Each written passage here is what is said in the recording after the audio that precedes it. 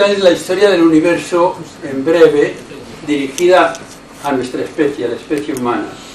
Aquí tenemos el origen del universo hace unos 14.000 millones de años, el origen de la vida hace 4.000 millones de años, el origen de la mayor parte de los grupos animales hace unos 600 millones de años, el origen de los primates hace 70 millones de años, en la primera especie que le llamamos Homo, hombres, Homo habilis, hace 2 millones de años, y finalmente los humanos modernos. Esto es una escala logarítmica, la que vamos por tantos años como he mencionado ahí. Esto parece indicar que somos el centro del universo, y en cierto modo lo somos, y en muchos otros sentidos no lo somos. Aquí están todos los organismos que existen sobre la Tierra representados de manera esquemática. Están las bacterias, que ustedes han oído hablar de las bacterias. Frecuentemente se piensa sobre ellas como agentes que causan enfermedades. Pero las bacterias hacen muchas cosas. Son completamente esenciales para la continuación de la vida sobre la Tierra, porque transforman los desechos de los organismos vivos que mueren en materiales que entonces otros organismos pueden usar. No sé si ustedes, muchos de ustedes asociados con un hospital y con la vida académica, saben además que las bacterias son parte de nuestra vida. Para los que no lo saben, a lo mejor les resulta un poco chocante. Cada uno de nosotros tenemos más células de bacterias en nuestro cuerpo que células humanas. Entre 10 y 100 veces más bacterias. Si nos nombraran por el número de células, tendrían que llamarnos bacterias, no seres humanos. Claro, las bacterias son células pequeñitas, nuestras células, las células de los eucariontes, son células mucho más grandes. Aquí está otro grupo, Archaea, que no sabíamos que existían hasta hace 50 años. Se conocían varios de estos organismos, se creía que eran bacterias muy especiales, pero con los métodos de biología molecular descubrimos que eran muy diferentes. De hecho, son más similares a los animales, hongos y plantas que lo son a las bacterias.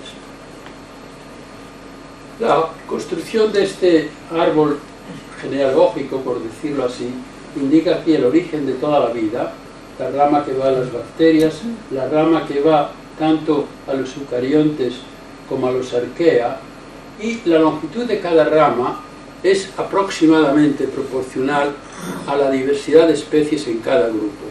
Como ven, hay muchísimas bacterias, muchísimos arquea, y ahora vemos a los eucariontes, animales, hongos, plantas y otros. Piensen con interés que hasta hace 300 años, nuestros antepasados, los seres humanos, solo sabían de la existencia de animales, hongos y plantas, organismos que podemos experimentar con nuestros sentidos. Todos los demás son organismos microscópicos, incluyendo la mayor parte de los eucariontes. O sea que ahí están los animales, un grupo relativamente pequeño del total de la vida. Si ahora miramos a los animales, hay como unos 10 millones de especies, existen como 10 millones de especies. Los animales se dividen en filos, hay unos 35 grupos. Cada uno de los filos se divide en varias clases, y las clases se dividen en órdenes y así sucesivamente. Los mamíferos son una de las clases del filo de los vertebrados o cordatos. Son los animales con espina dorsal, incluye los peces, anfibios, reptiles, pájaros y los mamíferos. Entonces estamos mirando, ya les digo, a uno de los filos nada más, en este momento a una de las clases solo de uno de los filos, y si miramos a esta clase, ven que hay varias ramas, varios tipos de organismos, y eventualmente llegamos a estos dos grupos aquí. Uno de ellos, no sé si lo pueden leer bien, me parece que la imagen esté muy bien enfocada, que son los ratones, los conejos y los primates. O sea, un grupo pequeño dentro de un grupo pequeño dentro de los animales, y los animales son un grupo pequeño dentro de toda la historia de la vida. Aquí tienen una representación de la evolución de los primates. En la escala a la izquierda son la escala temporal en millones de años, de 60 millones de años al presente, a cero, y de nuevo hay varias especies o grupos de especies. Cada una de estas ramas representa varias especies, en general, casi todas ellas, excepto al final, donde tenemos a los humanos, chimpancés, gorilas y orangutanes. Los organismos más cercanos a los humanos son los chimpancés. Los chimpancés están más estrechamente relacionados con nosotros, con los humanos, que lo están con los gorilas o con los orangutanes. Han evolucionado, tenemos antepasados comunes hace unos 7 millones de años. Más recientemente ya digo que los chimpancés tuvieron antepasados comunes con los gorilas. Una vez que el linaje que va a los seres humanos se separó del de los chimpancés, hace unos 7 millones de años, empezaron a existir un gran número de especies, todas ellas descubiertas, menos una, descubiertas en el siglo XX, o más recientemente, en el siglo XXI, se siguen descubriendo muchas especies virtualmente cada día. Solo una de estas especies, Homo erectus, fue descubierto a fines del siglo XIX, en 1889. Darwin, el creador de la teoría de la evolución, el iniciador de la teoría moderna de la evolución, murió en 1882, y los críticos le preguntaban si hemos evolucionado en antepasados no humanos, ¿dónde están los intermedios? Él estaba seguro que alguna vez los encontraríamos a medida que se fuera haciendo más investigación. Ya digo, el primer descubrimiento importante fue este de Homo erectus en Java, descubierto por un médico holandés interesado en paleontología, y inmediatamente se dio cuenta que el fósil que él había descubierto era intermedio entre los simios y los humanos en muchos sentidos, incluyendo el tamaño del cerebro, que era más o menos intermedio. En cualquier caso, desde entonces se han descubierto muchas especies, más de las que están representadas aquí. Estas barras indican la duración de cada una de las especies, y voy a hablarles brevemente de dos, Australopithecus afarensis y Homo habilis. Homo habilis está aquí abajo, pero ya ven que la flecha indica hasta aquí arriba. Esta es 2 millones de años, es cuando viven los Homo habilis, la primera especie que se llama humano propiamente. Hay dos distinciones muy claras anatómicamente entre los simios y los humanos. Una de ellas es la postura erguida. Somos animales bípedos. Los antropóides no andan en 2 patas, andan en 4. Tienen unos brazos muy largos, por ejemplo los chimpancés y los gorilas, y andan apoyándose en los nudillos. Esa es una de las diferencias, la postura erguida. La otra es el gran cerebro. Un chimpancé tiene un cerebro de unos 300 gramos, 300 centímetros cúbicos. Nosotros tenemos entre 1300 y 1400, más de 4 veces más.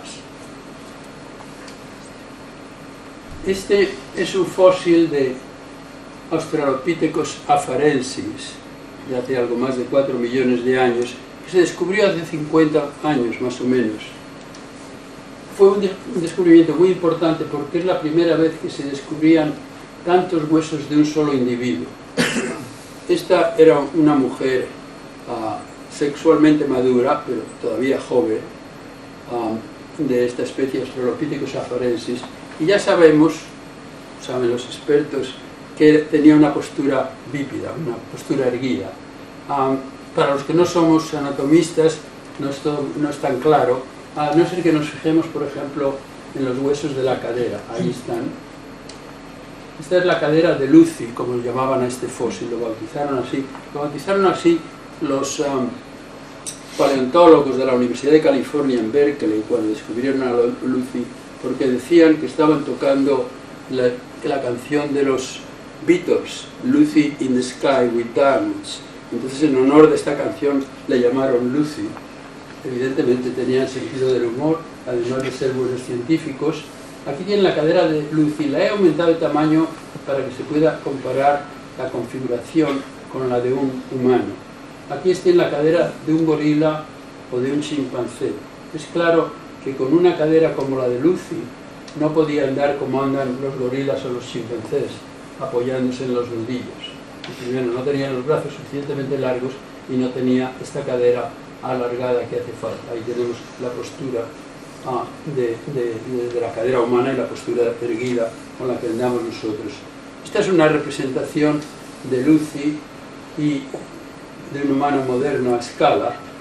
En Lucy los huesos sombreados son los que de hecho se encontraron, los otros son reconstruidos. Se han descubierto después de Lucy otros individuos de esa especie y por lo tanto sabemos mucho más sobre, por ejemplo, el tamaño del cerebro, del cráneo y otros que de lo que sabíamos justo después del descubrimiento de Lucy. El cerebro de Lucy era también como 300 gramos, como el cerebro de un chimpancé moderno. El nuestro 4 veces mayor. Claro, somos mucho más altos. Lucy tenía un metro de alta más o menos. ¿Por qué tenemos el cerebro más grande? Porque somos más grandes. Evidentemente, cuando un organismo, un animal es más grande que otro, sea de la misma especie u otra, o diferente, pero si están relacionados entre sí, si aumenta el tamaño del cuerpo, pues aumentan las alas, o las aletas, o las piernas, todo aumenta. Pero no aumenta proporcionalmente. Si una persona, si un individuo, un organismo, es 2 veces mayor que otro, de la misma especie, no quiere decir que el cerebro va a ser 2 veces mayor y que los brazos van a ser 2 veces mayor. Los anatomistas describen la relación entre las distintas partes del cuerpo con una serie de ecuaciones simples que no tenemos que entrar en los detalles, pero para mostrar que el aumento del cerebro humano no es relacionado con el aumento del tamaño del cuerpo, tengo aquí un dibujo, una caricatura que lleva de Lucy, Australopithecus afarensis, hasta otros individuos del mismo género llamados Australopithecus, incluyendo estos llamados robustos, que vivieron mucho más recientemente, que de volumen, de masa de cuerpo, eran comparables a un humano moderno. No eran tan altos, pero eran más robustos, y el aumento del cerebro de Lucy va de 300 o 400 gramos hasta 500 gramos en sus descendientes en esa línea. Sin embargo, yendo a los humanos, empezando con Homo habilis y después Homo erectus, el que descubrió el médico holandés en Java, y yendo a los humanos, vemos que el tamaño del cerebro aumenta hasta 650, 800, hasta 1000 y ahora hasta 1300 o 1400. Una manera más profesional de presentar este argumento, pero no necesariamente más informativa, es la siguiente. Esto describe lo que se llama la relación alométrica entre el tamaño del cerebro y el tamaño del cuerpo, el tamaño del cuerpo y el tamaño del cerebro en los simios. Cuando el cuerpo va aumentando, el tamaño del cerebro aumenta, pero ya ven que aumenta muy despacio, esa línea está inclinada, no sé si lo notan. Entonces, pasando de los 40 kilos de un chimpancé a los más de 100 kilos de un gorila, pues se pasa de algo menos de 400 gramos, de 300 a 400 gramos, a algo más de 400 gramos. Sin embargo, miren lo que pasa en la evolución humana. El cerebro se dispara. O sea, aquí tenemos a Australopithecus africanos y Australopithecus afarensis, esta es Lucy, están dentro de la escala alométrica que mantiene la proporción entre el cerebro y el cuerpo, pero ya los que llamamos Homo, el género que tiene el nombre que tenemos nosotros, Homo es latín por hombre, ya ven cómo van aumentando muy rápidamente: Homo habilis, Homo erectus, Homo sapiens. ¿Qué es lo que hizo que el cerebro aumentara tan rápidamente? ¿Y qué nos dio las propiedades que son tan distintivamente humanas, de las que hablaré más en la segunda parte de la conferencia? ¿Qué es lo que nos hace ser tan especiales? Decía hace un momento que somos una especie entre literalmente miles de millones de especies, si contamos las bacterias y los arquea y los eucariontes microscópicos, somos una. Además, es una especie que hemos llegado a existir muy recientemente, porque nuestra especie apareció en África hace entre 150.000 y 100.000 años.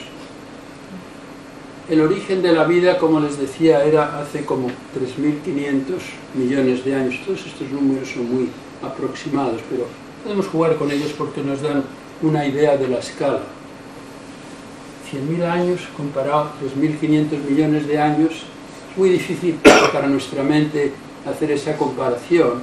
Entonces, para darles una idea de la escala, les voy a transformar la escala de la vida, el tiempo durante el cual la vida ha existido, a un año.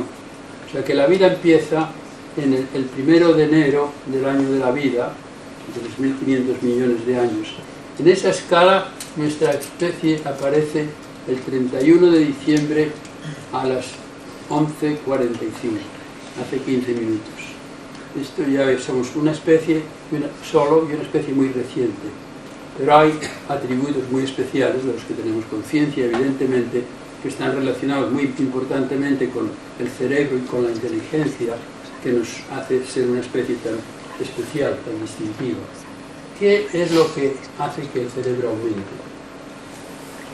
Una hipótesis razonable y una hipótesis mantenida por muchos evolucionistas está representada de manera esquemática aquí. ¿Qué pasó? Al principio de la evolución de los homínidos o los homininos, como se llaman los antepasados nuestros o sus parientes, después de que nuestro linaje se separara de los chimpancés en la evolución de los últimos 6 millones de años, aparece la postura bípeda por razones que tienen que ver con la transformación de las selvas en África tropical, estos ciclos temporales que ocurren en la escala de miles de años. Una vez que tienen la postura bípeda, no utilizan los miembros delanteros para andar, para correr, porque viven principalmente en estepas o en espacios abiertos. Entonces la evolución les llevó a cambiar mucho los brazos y las manos. Si ustedes van a un parque zoológico y ven a un chimpancé y a un gorila, parece que tiene manos y brazos como nosotros, muy diferentes. No tienen la capacidad que tenemos nosotros, por ejemplo, con la mano, de manejar objetos pequeños, objetos grandes. La mano es un utensilio, un miembro, un utensilio increíble, un instrumento increíble. Podemos sentir la temperatura, la aspereza y muchas otras cosas. Un chimpancé no puede hacer esto. Tienen pulgares, pero no están opuestos de esta manera. No tienen la flexibilidad de los brazos que tenemos nosotros. Esta hipótesis presenta, la idea que presenta, es que debido a la postura bípeda, la postura erguida, los brazos y las manos evolucionaron, y entonces nuestros antepasados empezaron a manejar objetos y empezaron eventualmente a utilizarlos, algunos de ellos, como utensilios para ciertos propósitos, y en algún momento se les ocurrió empezar a ya no solo usarlos, sino construir instrumentos, construir utensilios. La construcción de utensilios requiere una inteligencia avanzada, porque cuando construimos un utensilio lo hacemos para que sirviera un propósito determinado. Hacemos un cuchillo para cortar o una flecha para cazar. Eso requiere formar imágenes mentales de eventos futuros, lo cual requiere una inteligencia avanzada. No pensamos sobre ello y uno dice, ¿por qué va a requerirse que sea un ser muy inteligente para poder anticipar el futuro?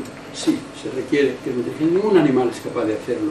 No voy a discutir eso aquí porque llevaría a una discusión un tanto larga, pero somos los únicos animales que tenemos capacidad de anticipar el futuro.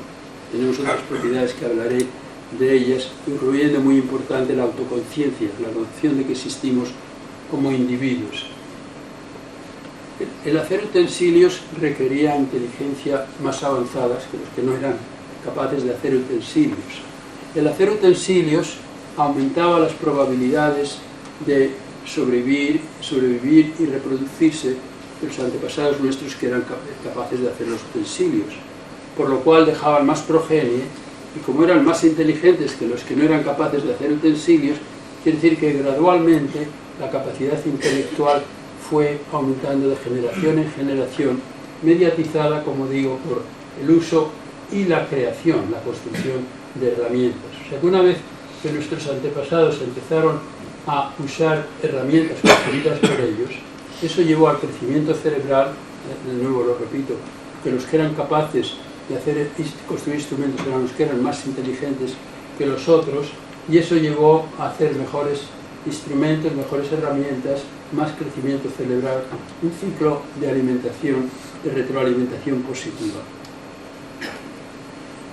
Diferencias entre los humanos y el resto de los animales, en particular los simios. Aquí tiene una lista de algunas de ellas, las más importantes: el bipedismo y postura erguida, de la que yo he hablado, los pulgares opuestos, que también habla sobre ello, y el aumento del cerebro. Otros de los que voy a mencionar muy brevemente: reducción de la mandíbula y reconfiguración de la cara. Si van a un parque zoológico y ven a un gorila que tiene un chimpancé tiene una mandíbula muy grande, muy saliente. En la evolución de los humanos, a partir de Homo habilis, el primer Homo, la mandíbula se va reduciendo a medida que aumenta el cerebro, por una razón muy sencilla, porque la cabeza del niño no puede pasar fácilmente por el canal de natalidad de la madre si el cerebro aumenta y la mandíbula no se reduce. Entonces hay una selección para la reducción de la mandíbula a medida que el cerebro aumenta. Ovulación críptica y receptividad sexual continua. Este es un detalle que, de nuevo, no voy a elaborarlo, pero es muy importante, porque nosotros tenemos principalmente y casi universalmente lo que se llama la familia nuclear: padre, madre e hijos, como un grupo único, de unidad. Somos los únicos simios que vivimos así. En general, entre los simios hay un macho que vive con bastantes hembras.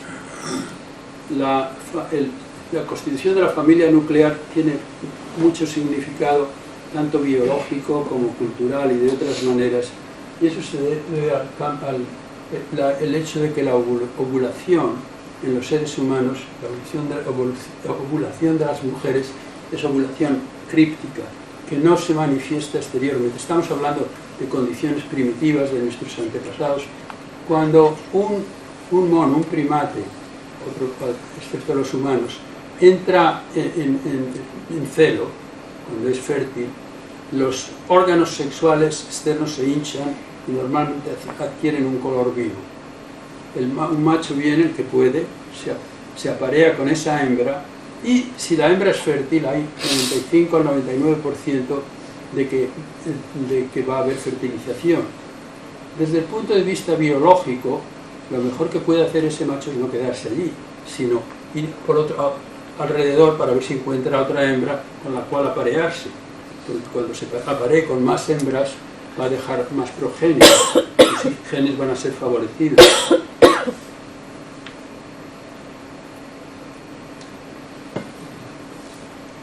¿Qué pasa como consecuencia de estos comportamientos? Ya digo, es que en el caso de los antepasados nuestros, una vez que aparece la ovulación críptica, es que el macho se tiene que quedar con la hembra porque no sabe si es fértil o no, si la ha fertilizado o no. Entonces los genes le promueven a que se quede con esa hembra y por lo tanto llega a crearse la familia críptica. Por cierto que cuando una hembra no está en celo en los primates, no solo es que no esté claro que no está en celo, es que no se puede aparear. O sea, los órganos sexuales son tan constreñidos, que el apareamiento no es posible.